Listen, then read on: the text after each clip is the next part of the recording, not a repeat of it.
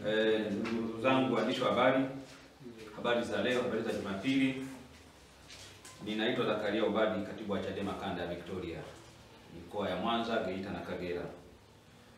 Tumewaita asubuhi ya leo tarehe 4 mwezi wa 5 2025 ili kupitia nyie tuzungumze na Watanzania.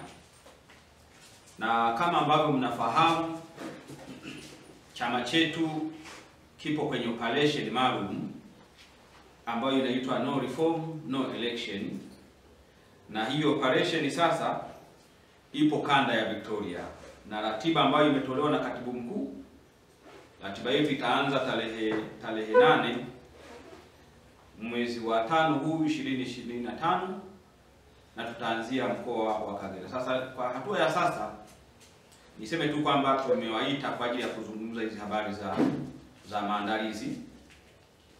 Lakini kabla tujazungumza habari ya ratiba kwa ujumla wake, kuna vitu lazima tuvizungumze.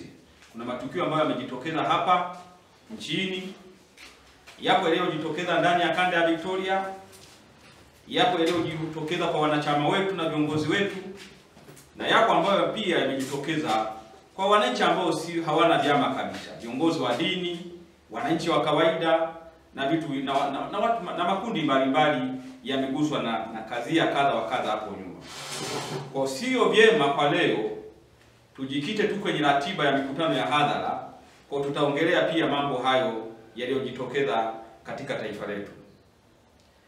Na kwa kuanza nianze na hii habari ya mambo ambayo yamejitokeza. Mtafahamu kwamba mwenyekiti wetu alikamatwa akiwa Mbinga, na alikamatwa kwa kweli na jeshi la polisi kwa namna ambayo kila mtu alishangaa. Kwa hadhi yake, kwa adresi yake, anafahamika Mheshimiwa Lissu ni mwenyekiti wa chama cha Chadema taifa. Kwa ilikuwa hata namna ya kumkamata ilionyesha kwamba kuna shida fulani, kama vile ni maadui fulani wanaenda kukamata, au majambazi au majangili. Sasa hilo tukio tutalisema kwa sababu kanda ya Victoria tuliyazungumza. Lakini la pili, tutaongelea habari ya tarehe 24 ambayo viongozi wetu na wanachama walikwenda kutimiza haki yao ya kisheria ya kwenda mahakamani kusikiliza shauri la mwenyekiti wa chama, kiongozi wetu. Ilikuwa tarehe 24 na ndio siku ambayo ilipangwa kwenda kusikilizwa Kisutu. Kuna lenyewe pia ni tukio ambalo tutalizungumza. Na jambo lingine tutalizungumza ni swala la Father Kitima, katibu wa Baraza la Maaskofu Tanzania TEC, ambaye mlisikia juzi alishambuliwa na watu ambao mpaka leo hatujajua, na baadaye jeshi la polisi likatoa statement ya kueleza tukio lilivyotukia. Na jambo la mwisho, sio kwa muhimu lakini kwa mpangilio, ni swala la kushambuliwa kwa Mdude. Mnamfahamu Mdude, kama tunavyoongea sasa hivi ameshambuliwa na watu ambao hatujajua. Lakini taarifa za ndani ni kwamba jeshi la polisi lilihusika, walijitambulisha kwamba wao walikuwa ni maafisa wa jeshi la polisi, na kuna statement zimetolewa na mashuhuda wametoa ushahidi wa kwamba kuna uwezekano mkubwa kama hayakuwa maelekezo ya jeshi la polisi, basi pengine ni askari mmoja pengine wamefanya hilo jambo. Lakini pia tutakumbushana habari za kupotea watu wetu. Hatutaacha kuyazungumza matukio ya kutekwa na kupotezwa watu wetu na hata waliouawa hadharani. Kwa hiyo tutakuwa na mambo mawili kwa kifupi. La kwanza ni habari za matukio ambazo yametokea, matukio ambayo yamejitokeza hapa katikati. Lakini habari ya pili itakuwa sasa ni ratiba ya No Reform No Election kwa kanda ya Victoria. Nianze na swala la mwenyekiti wetu wa chama taifa. Mwenyekiti wetu wa chama taifa Mheshimiwa Tundu Lissu, mnamfahamu, ni mtu ambaye amejijengea heshima kubwa hapa Tanzania sio kwa sababu ya biashara zake. Amejijengea heshima kubwa kwa sababu ya misimamo ambayo toka alivyoanza kuingia, hata kabla ya kuingia kwenye siasa, amekuwa na misimamo ya kusimamia ukweli, kusimamia haki. Sasa akiwa anatekeleza majukumu yake alikamatwa na baadaye akapewa kesi ya uhaini pamoja na uchochezi. Na tarehe 24 ndio ilikuwa siku ya pili ya kupelekwa mahakamani.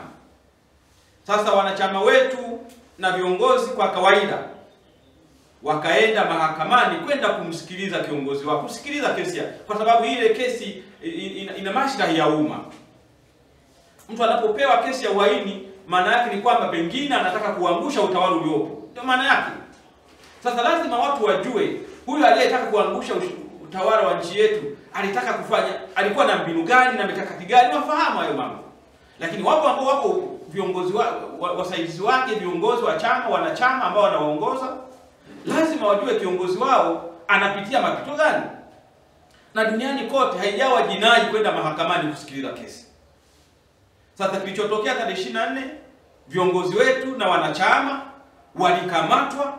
Baada ya kukamatwa tena walikamatwa bila kutumia nguvu, kwa sababu alikuwa anachukuliwa tu, anaambiwa panda kwenye gari, anapanda. Na tunajua ukishakamatwa na jeshi la polisi unaenda kituo cha polisi. Kilichofanyika baada ya kukamatwa, wakawa wanatembezwa mji mzima wa Dar es Salaam, jiji la Dar es Salaam, na baadaye wakapelekwa kwenye kusurubiwa. Yaani Watanzania ambao hawana hatia, hawana silaha yoyote, hawajariakti, hawajagoma, wamekubali kutii bila nini? Bila shuruti. Matokeo yake wakapelekwa, wakaenda kuvunjwa miguu, wakaumizwa, wengine mpaka leo wana maumivu, wanauguza vidonda vyao. Sasa hiyo lazima ibaki kwenye rekodi kwamba waliofanywa vile hawakuwa na makosa yoyote.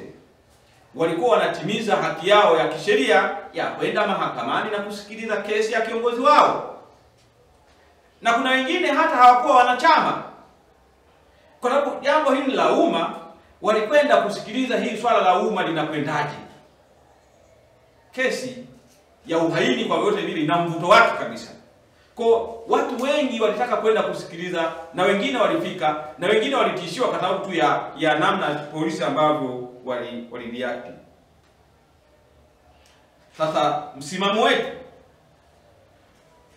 tunafahamu mahakama ni baraza la wazi, ni mashauriano ya wazi ya wananchi. Linapotokea swala liwe lolote, otherwise mahakama ielekeze kwamba hili jambo litasikilizwa ndani ya wapi, ya chumba kwa wachache. Lakini kama mahakama haijasema vile, mahakama ni baraza la wazi ambalo wananchi wanakwenda kusikiliza yanayojiri mahakamani. Na mahakama, kwenda mahakamani ni shule. Wananchi wanaenda kupata civic education, elimu ya uraia, namna ya uendeshaji wa kesi zenyewe zikoje, makosa gani ambayo yanaweza kukuingiza hatiani. Jambo ni sehemu ya shule, ni darasa. Na ndio maana mtu ambaye ameenda mahakamani mara nyingi, huwezi ukamfananisha na mtu ambaye hajaenda mahakamani hata siku moja. Anajua hata namna ya kusimama mbele ya hakimu, anajua namna ya kujibu, anajua namna ya kureact, anajua mawakili wanauliza vipi maswali, majaji wanasemaje, mahakimu wanasema, anajua. Kwa hiyo mahakama ni sehemu ya kutoa elimu kwa Watanzania. Kwa msimamo wetu sisi kanda ya Victoria, kwanza, pamoja na kwamba tunalaani, lakini pili tunahimiza wananchi, jambo lolote linalopelekwa mahakamani, tujitokeze kwa wingi kwenda kwenye mahakama kusikiliza. Na huu utamaduni tuujenge, isiwe tu kesi ya mwenyekiti wa chama taifa. Kesi zozote ambazo zinaendelea mahakamani, wananchi waende wakasikilize, kwa sababu pale ndio kwenye haki. Haki inapikwa pale, inatafsiriwa, anayestahili hiki anapewa, asiyestahili hiki apewe. Kwa tunaomba wananchi wajenge utamaduni wa kwenda mahakamani, kwenda kujifunza. Swala la Padre Kitima. Padre Kitima ni mtendaji mkuu wa Baraza la Maaskofu. Na kwa hivyo yeye anachokifanya, anafanya kazi ya wale waliompa kazi hiyo, kwa maana ya maaskofu wa Tanzania wa Kikatoliki. Sasa juzi ameshambuliwa. Baada ya kushambuliwa, kilichoniumiza mimi na wengine ni statement ya polisi ya kukejeli, ya kuzihaki, ya kudogosha kiongozi wa kanisa, Father Padri, kwamba akiwa anaendelea kupata kinywaji chake, yaani aonekane Father Kitima ni mlevi, alikuwa baa, na wakaandika kuanzia saa 1 mpaka saa 3. Jambo la ajabu kabisa. Sasa haya matukio, waandishi wa habari na Watanzania lazima muyaelewe yana maana gani. Na ninayasema haya ili baadaye tuje tuulizane, haya matatizo yanayojitokeza, haya mambo yanayojitokeza yana maana gani kwetu. Father Kitima akashambuliwa, bahati nzuri Mwenyezi Mungu akamsimamia. Tunamuombea Mwenyezi Mungu, tunamuomba Mwenyezi Mungu amponye haraka ili arudi kwenye majukumu yake. Lakini tuko pamoja na baraza la maaskofu, kwanza kwa kushambuliwa mtumishi wao, pili kwa misimamo ambao wamekuwa nayo, na tatu tutaendelea kuwaunga mkono kwa namna yoyote ambayo ipo katika kuhakikisha kwamba taifa letu linasimama kwenye misingi ya kweli na haki na uhuru na maendeleo ya watu. Na niwaombe sana viongozi wa dini wasiyumbishwe na wanasiasa wanaotaka kujibanza kwenye mgongo wa siasa. Wasirudi